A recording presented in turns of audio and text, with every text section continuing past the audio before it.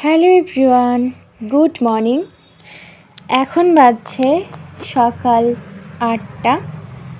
আর আমার স্নান টান করা হয়ে গেছে, তারপর পুজো করে নিয়েছি আর তারপর টিফিনও সেরে নিয়েছি। আর ওইদিকে মেয়ে ঘুমাচ্ছে, তাই ভাবলাম সকাল সকাল রান্নাটা সেরে নিই। কারণ মেয়ে যদি একবার উঠে যায় তো তারপর মেয়েকে রেডি করা থাকে, তাকে তেল মালিশ করা, স্নান করানো, তারপর তাকে খাইয়ে দাইয়ে ঘুম পাড়ানো, এসব করতে করতে অনেক বেলা হয়ে যায়, তাই তখন আর কাজটা হয়ে ওঠে না। তাই ভাবলাম যে সকালবেলায় রান্নাটা সেরে নিই। আর আমি যখন রান্না করি তখন একবারে সকালের রান্না আর রাতের রান্না একবারে সেরে নিই। আবার কখনো কখনো হয়ে ওঠে না। তো এদিকে আমি আজকে রান্না করব মুগের ডাল, বাঁধাকপির তরকারি আর শিম ভাজা। তারপর এদিকে মেয়ের ফিডিং বোতলগুলো ক্লিন করে নেবো। আর এখানে আমি লাভলপের বেবি ক্লিনজারটা ইউজ করছি, 1 মাস ব্যবহার করছি। আর এদিকে বাঁধাকপিটা প্রেশার কুকারে সেদ্ধ চাপিয়েছিলাম, বাঁধাকপিটা সেদ্ধ হয়ে এসেছে। তারপর এটা মশলা দিয়ে ভালো করে কড়াইয়ে রান্নাটা করব। তারপর এদিকে প্রেশার কুকারে মুগের ডালটা ভেজে নিচ্ছি। ভাজা হয়ে যাওয়ার পর মুগের ডালে একটু হলুদ লবণ দিয়ে ভালো করে ভাজতে হবে। আপনারা চাইলে মুগের ডালে একটু মটরশুঁটিও দিতে পারেন। এখন তো মটরশুঁটি বাজারে অ্যাভেলেবেল পাওয়া যাচ্ছে, তো আমি এখানে মটরশুঁটি ব্যবহার করিনি, আপনারা চাইলে দিতে পারেন। মুগের ডালে একটু যদি ঘি দেওয়া হয় তাহলে তার টেস্টটা আরেকটু খুলে যায়। তারপর এখানে খাওয়া দাওয়ার পর মেয়েকে নিয়ে একটু দুপুরে ঘুম পাড়াচ্ছিলাম। তারপর আবার সন্ধ্যেবেলায় ডিউটি। আজকে ভাবলাম যে দিনে কিছু রাখিনি, তাই ভাবলাম যে রাতে আজকে বড় পিঠে বানাবো। তো এদিকে আমি চাল নিয়েছি, চালের গুঁড়ো, তার মধ্যে দিলাম লবণ আর দিচ্ছি এখানে একটু আটা। আটা না দিলে কিন্তু চালের গুঁড়ো পিঠেটা দাঁড়ায় না, ফেটে যায়।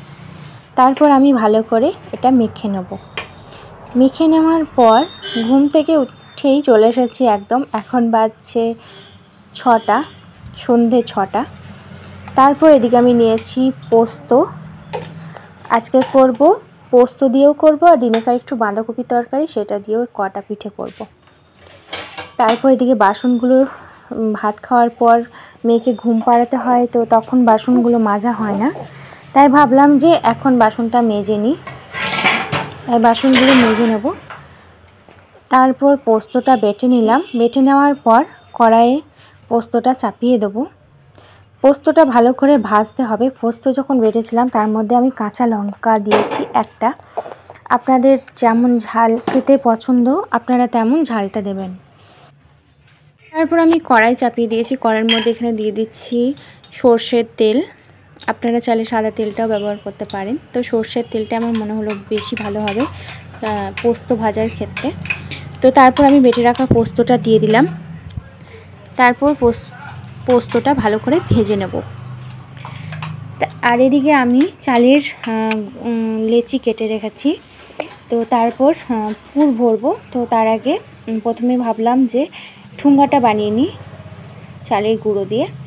তারপর বাঁধাকপির তরকারির পুর দিয়ে সেটা প্রথমে বানালাম। সেটা ডিজাইনটা করেছি সিঙ্গারা টাইপের, আর পোস্ত ডিজাইনটা করব লম্বা টাইপের, তাহলে বুঝতে পারবো যে এটা পোস্ত পিঠে, এটা সিঙ্গারা পিঠে।